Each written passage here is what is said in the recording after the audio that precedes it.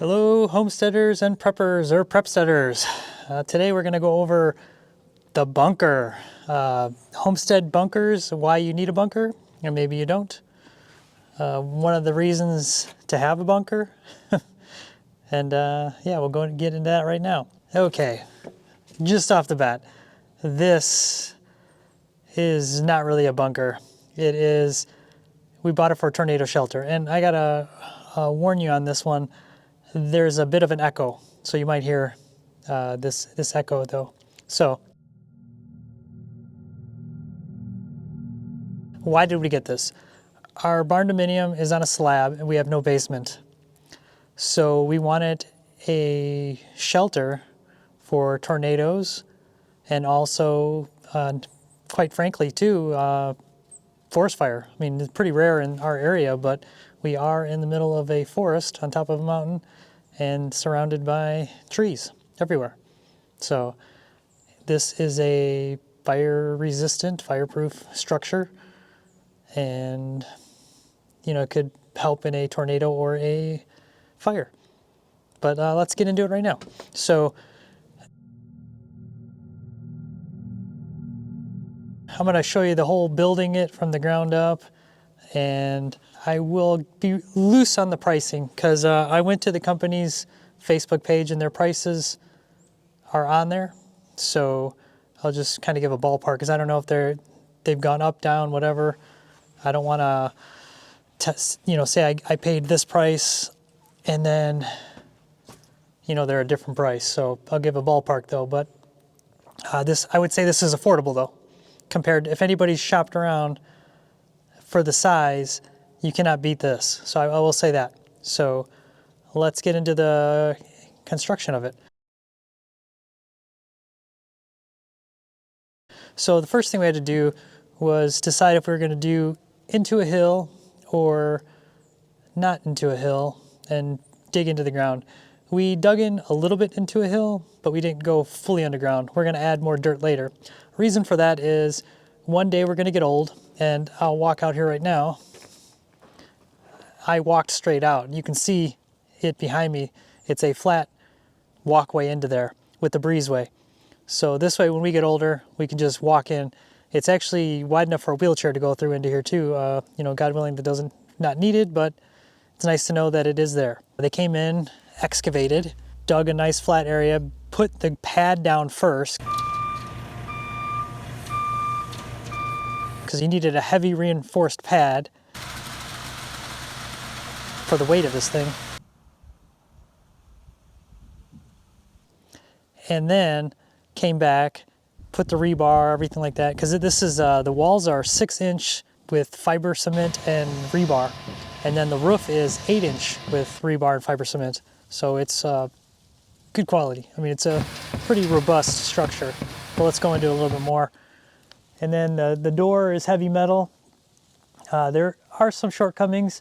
I would say the way the shelter stands right now, the door is the weakest link. I mean, it's just not as robust as the 6 inches of concrete and the 8 inches of concrete for the roof. But it is a heavy door. And I'll show it to you right now. We'll go inside. So that's probably what everybody's waiting for.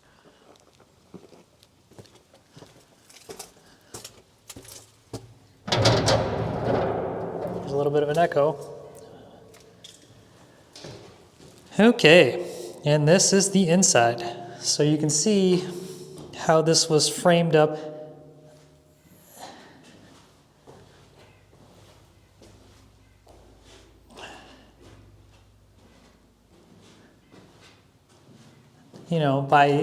If you go to any of those other sites like Atlas Survival Systems, things like that, the shelters, this is microscopic in comparison. But as you can see though, you've got the door over here, and I would say the door is the weak link. So in theory, the way the shelter is designed, you come in here and you have all this space over here on the side. That's out of, for some reason this door was to get impacted by something and get breached for some reason, you'd be out of the strike zone over on this side. And just to give you an idea, I'm gonna show you what it looks like. Okay, I'm in that back corner now, just so you can get an idea. Like I said, I apologize about the echo, but you have all this space.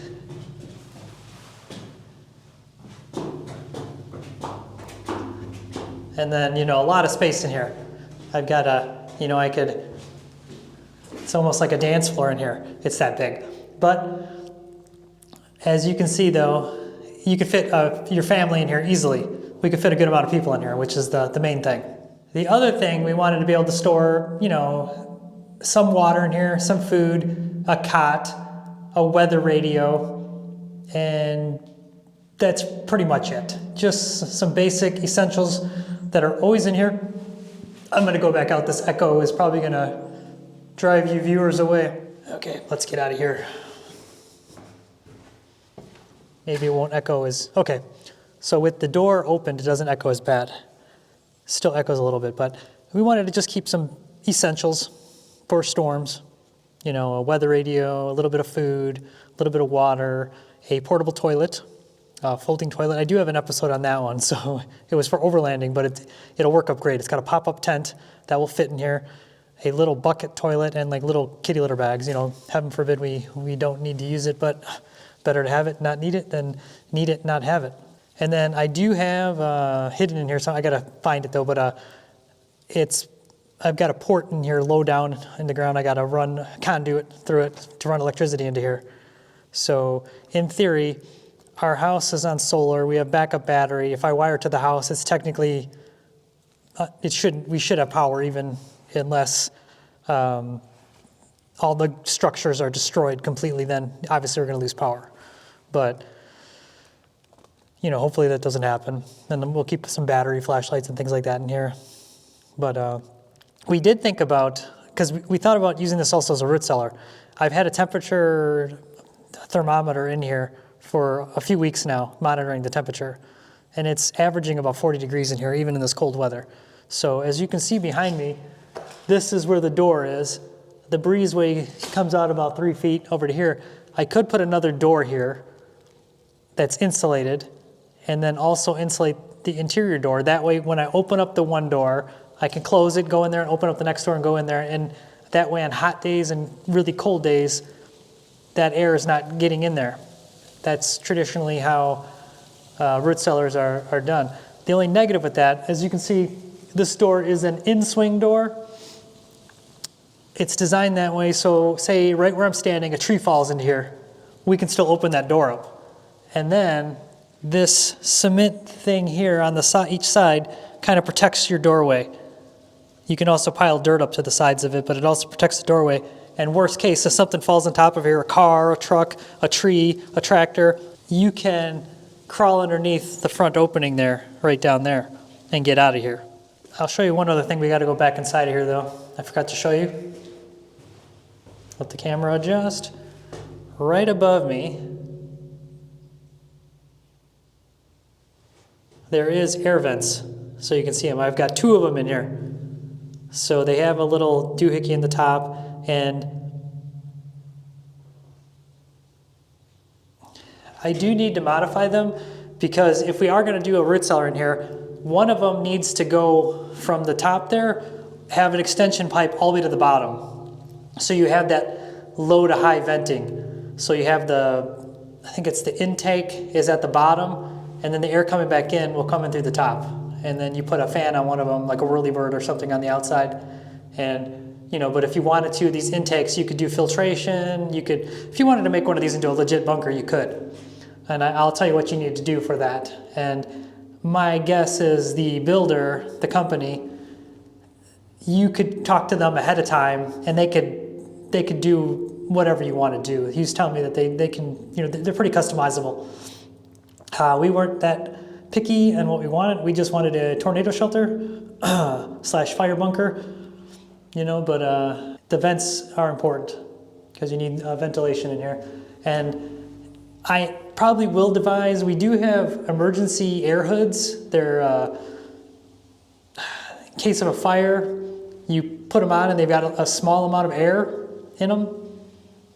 And my thought was, in the worst case scenario, we have to come in here during a fire, I will devise some way to seal these intakes off, and then we could use our air hoods to survive a fire, you know, just short term, you know, because I think you're only given maybe 15, 20 minutes of air in those things. But I mean, you could put air filtration on there, and then, yeah. So just to give you an idea too, on the door, I don't want to close the door, I don't have lights in here yet, but pretty heavy metal door, very reinforced. I think it's got 1, 2, 3, 4, 5 hinges on the one side, and then you can see right there 3 locking bolts on this side.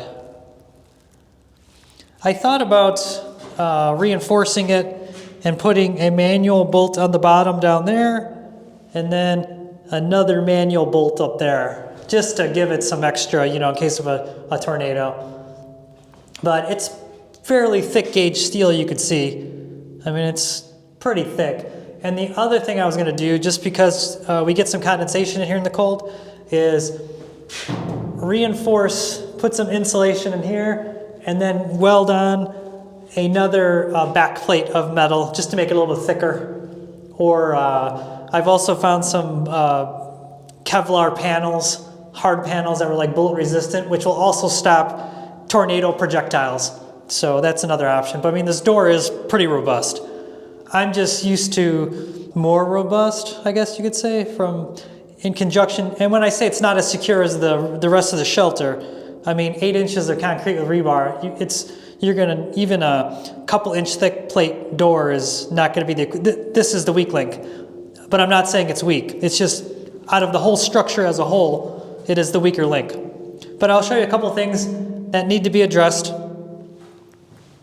Okay, I know this echo is going to be horrible in here. I'm going to get out of here in a second, but I'll show you one thing right now. Okay, the door is shut. One of the things I need to do, the door has, like I said, the 5 hinges on this side, and then the 3 bolts on this side. But one of the things, I don't want to say it's a shortcoming, but there is a gap on the top here. You can see up there. I mean, it's pretty, you know, and it's just open to the inside. So I'm thinking of doing the same thing, taking some of this angle iron, putting another piece across the top and across there, and then weather sealing this in. Not so much because I'm worried about, you know, whatever, but I just think of critters and bugs and hornets and bees because I seem to not have a shortage of those. And then the bottom is the same thing. There's a gap on the bottom, like maybe 1/4 of an inch. So I just need to put a piece of weather sealing in there. I want to show you this really quick. So the hinges and this right here, I mean, you can see this is thick steel. The door frame is cemented into here. I mean, this thing's not going anywhere. There was a death a few years back in Arkansas where the door gave away, and it was a cardboard core metal door, and the frame just ripped away, I think is what I read. So this thing's cemented in. It's, like I said, it is robust. Okay, I'm gonna go to the outside here now.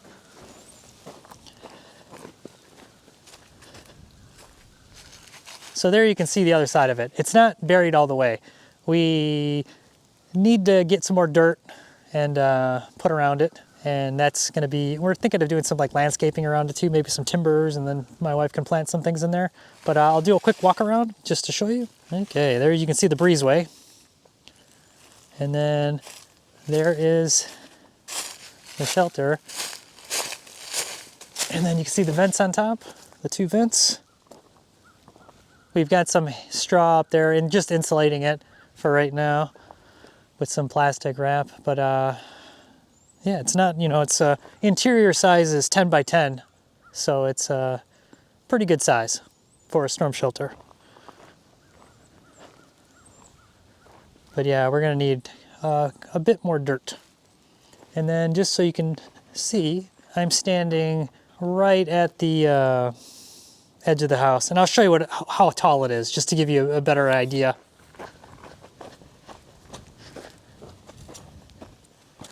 Okay, so it's it's pretty low. So as you can see, it is in the ground pretty deep. Our goal is to get the dirt at least to here and then kind of slope it out this way. And that'll help a lot with the insulating it. Because, yeah, as you can see, like I think there's the ceiling thickness right there. 8 inches of concrete. You can still see some of the sealant they use, because they do seal it. So it's a very robust structure. Okay, so as stated, why would you want one of these? The big thing is tornadoes. Tornadoes are no joke. You want to have something, they've got structures above ground, in the ground. You kind of need to weigh that out, pros and cons of both. We wanted kind of combination, but we wanted walk-in. I didn't want a ladder. Just, having older relatives, I've seen what happens when you get older, and I want to future-proof the property for ourselves, I guess is the way to say it. And then, as you can see, it's right there. There's the front of the house. It's very close. But the big thing that a lot of people say is that when people get shelters, if it's raining, whatever, they're not going to go in there because, it's like, oh, I got to leave my house. So we wanted it big enough. We're going to have a cot in there. And like I said, we're going to have electricity in there. So we could put a TV in the internet. We could actually, on days that we know it's like going to be really bad, we'll just go in there ahead of time and, watch TV in there, have a sleeping bag or whatever, and just sleep in there. And that's one of the reasons too, especially living in Arkansas, you need to have a good cleaning plan, I guess is the right word to use, just to periodically go, make sure there's no, you don't want spider webs in there. You don't want, you don't want it to be the coolest cave for spiders and bugs and snakes. So you need to, that's why I was saying that bottom door will be fixed, because right now it's cold, nothing's going in there. Summertime, everything's going to slither and crawl right into there. I'm going to put a weather strip, top, bottom, seal that door phenomenally, and still put sticky bug strips, because I just don't want them in there. So, but the other thing is fire protection. I mean, look what happened in California. I mean, you need granted our house is barn dominium, it's metal sided. It would have to be really bad for us to go in there. But like I said, we have oxygen air hoods and emergency stuff like that. It would be in there. We could run into there and then, yeah, and hope for the best. It's one of those, better to have it and not need it than need it and not have it. And then, like some people might be thinking like, oh, apocalypse, end of the world, nuclear war. Yeah, I could outfit this for fallout shelter, but it would need some work. I did not get it for that. It's not a bunker in that sense. It's not a man cave in that sense. It's a roomy structure that we can go into in storms and spend some time in and not feel claustrophobic. We can stand up and, feel very secure in it. I mean, 8-inch concrete, pretty secure. Let's get into the cost. Okay, I will just say, all said and done, it was under $10,000 for a 10 by 10 sized, with labor, installation, digging, excavating, everything installed. They came out here, family-owned business, great people. They did an awesome job. I mean, it was they were enjoyable while they were here. They did, they just knocked it out. They did. You could just tell it wasn't their first rodeo. They knew exactly what they're doing. Got it all done, and I'm really happy with them. So in the video description, there will be the link to their company.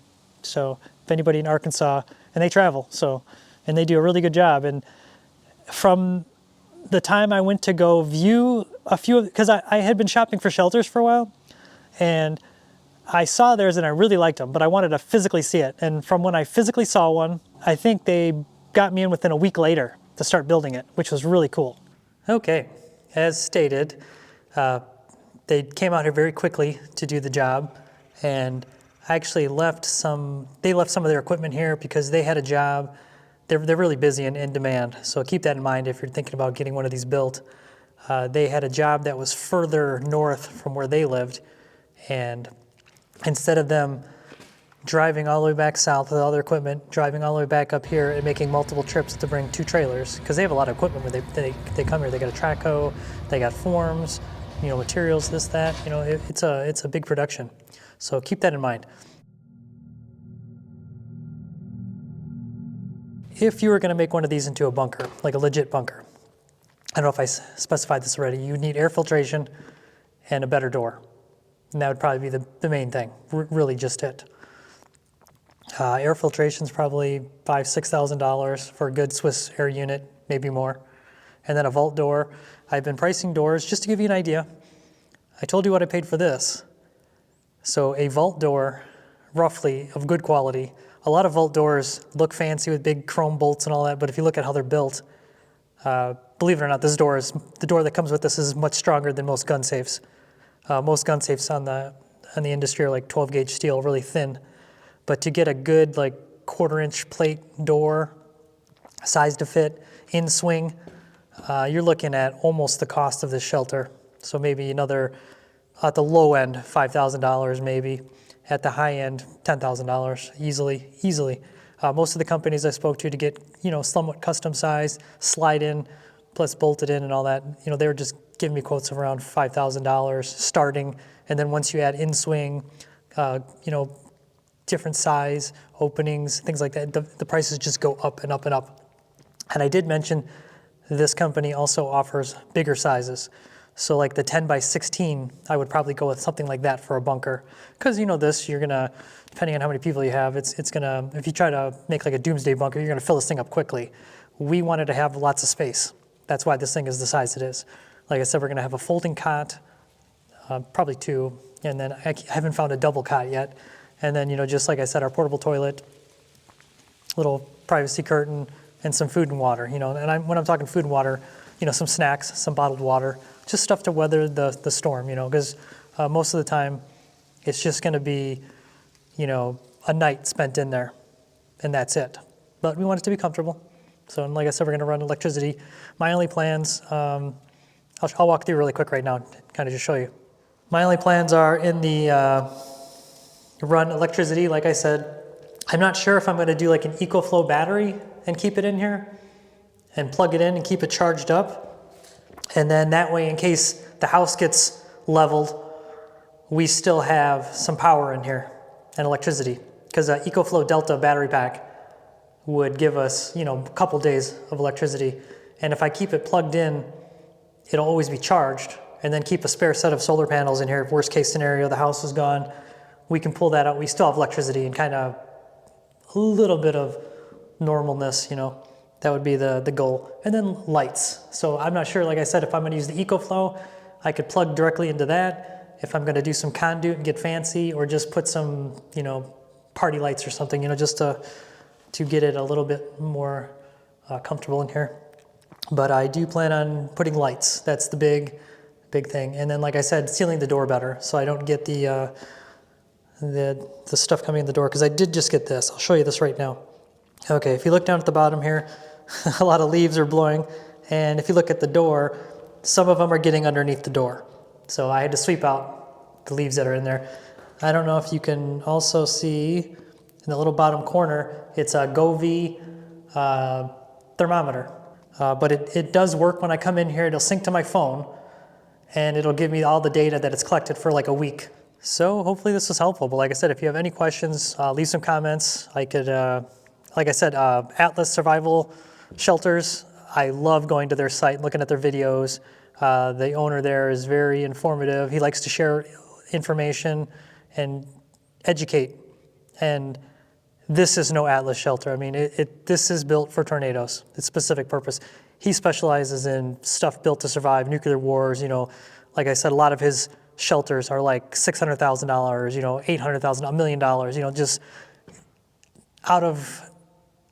just so far out of our budget that it's like I can't even dream about them because they're so expensive. This was a necessity for tornadoes and peace of mind because we don't have anywhere else to go. We're literally on top of a mountain. We could run down to the cave down at the bottom of the property, but it would take us like 20 minutes, 30 minutes to get there, and it's not very comfortable, and I'm assuming in the summertime it's going to be full of snakes.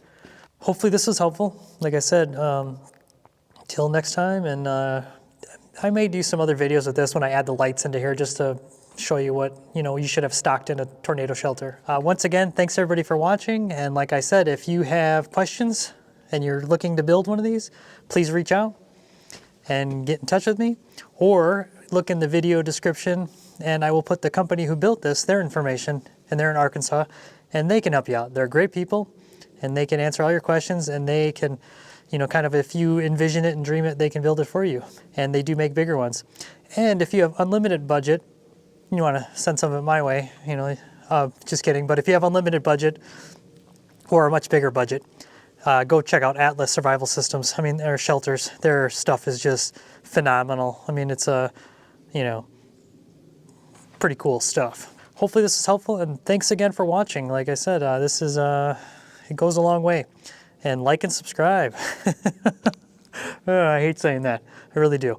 But thanks again for watching, and I love the comments. Please keep them up. Don't even subscribe, just comment. I enjoy the comments. The comments go more towards me than to the algorithm. So thanks again.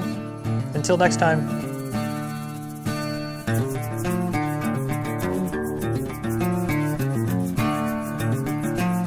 I'm gonna end it there. Thanks.